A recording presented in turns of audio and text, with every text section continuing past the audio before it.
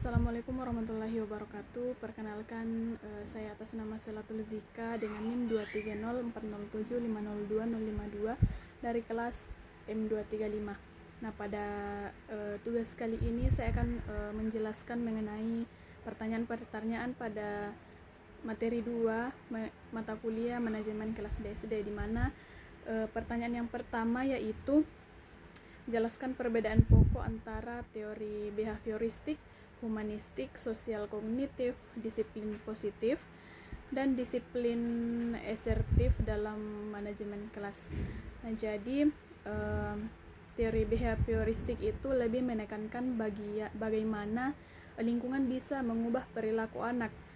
Jadi guru biasanya menggunakan hadiah reward atau hukuman. Misalnya anak yang rajin diberi pujian atau bintang, sedangkan yang melanggar aturan bisa mendapat teguran. Nah, tujuannya supaya anak terbiasa berperilaku baik.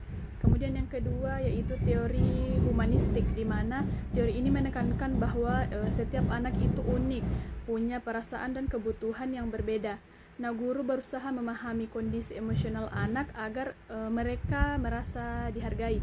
Nah, kalau anak merasa diperhatikan, maka mereka lebih bersemangat lagi untuk belajar.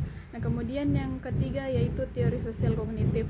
Nah, di mana anak belajar dengan meniru. Guru dan teman bisa jadi contoh atau model. Nah, kalau guru menunjukkan sikap sopan, kerjasama atau disiplin, anak-anak akan cenderung ikut menirunya. Kemudian ada teori disiplin positif, di mana tujuannya untuk melatih tanggung jawab anak.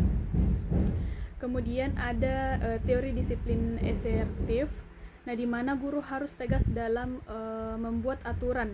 Kalau ada yang melanggar, ada konsekuensi yang jelas tapi tanpa marah berlebihan. Jadi guru tetap adil, tidak keras tapi juga tidak terlalu lembek. Nah, kemudian adapun soal kedua yaitu menurut Anda teori manajemen kelas manakah yang paling sesuai diterapkan di sekolah dasar, dan berikan alasan serta contohnya. Jadi menurut saya teori yang paling cocok dipakai di sekolah dasar adalah teori humanistik. Nah, mengapa demikian? Karena anak sekolah dasar masih berada pada masa di mana mereka butuh perhatian, kasih sayang, dan dukungan dari guru. Nah, kalau hanya diberi aturan, ketat, dan hukuman, mereka bisa merasa takut atau malah tidak bersemangat. Nah, dengan pendekatan humanistik ini, guru lebih memahami perasaan anak. Misalnya, ada anak yang belum bisa membaca lancar, guru jangan langsung marah, tapi memberi dorongan, motivasi, ataupun pujian kecil atas usaha anak tersebut. Nah, hal ini membuat anak merasa dihargai, percaya diri, dan termotivasi untuk mencoba lagi. Nah, kemudian soal ketiga yaitu bagaimana teori sosial kognitif dapat digunakan untuk meningkatkan kerjasama dan interaksi antar siswa di kelas. Nah, jadi teori sosial kognitif ini bisa dipakai dengan cara memberikan contoh nyata atau modeling. Nah, anak-anak biasanya sangat mudah meniru apa yang mereka lihat, apalagi pada jenjang sekolah dasar. Nah, jadi guru bisa memberikan teladan, misalnya menunjukkan sikap saling menghargai, bekerja sama saat ada kegiatan, dan berbicara sopan dengan teman maupun guru. Nah, selain itu anak juga bisa belajar dari teman sebayanya. Contoh, kalau ada kelompok yang bisa menyelesaikan tugas dengan baik karena saling membantu, pasti kelompok yang lain akan melihat lalu meniru. Nah, guru juga bisa memberikan apresiasi kelompok yang kompak supaya kelompok tersebut ikut termotivasi, kelompok lain maksudnya ikut termotivasi.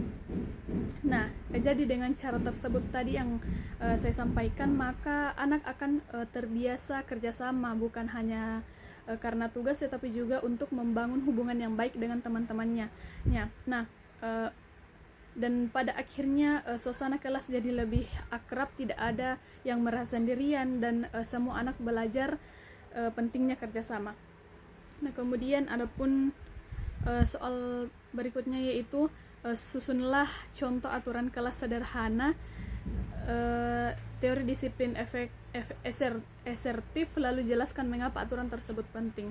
Nah, Adapun contoh aturan sederhana di kelas, yakni yang pertama itu ada datang ke kelas tepat waktu sebelum pelajaran dimulai. Kemudian yang kedua, angkat tangan sebelum berbicara atau bertanya kepada guru. Kemudian yang ketiga, mendengarkan guru maupun teman yang sedang berbicara. Dan keempat, berbicara sopan dan menghormati guru serta teman. Kemudian yang kelima, menyelesaikan tugas tepat waktu. Dan yang terakhir itu menjaga kebersihan dan kerapian kelas bersama-sama. Nah, mengapa aturan-aturan itu penting? Karena membuat siswa atau anak tahu dengan jelas perilaku apa yang diharapkan di kelas. Nah, anak jadi bisa lebih disiplin, terbiasa bertanggung jawab, dan bisa menghargai orang lain.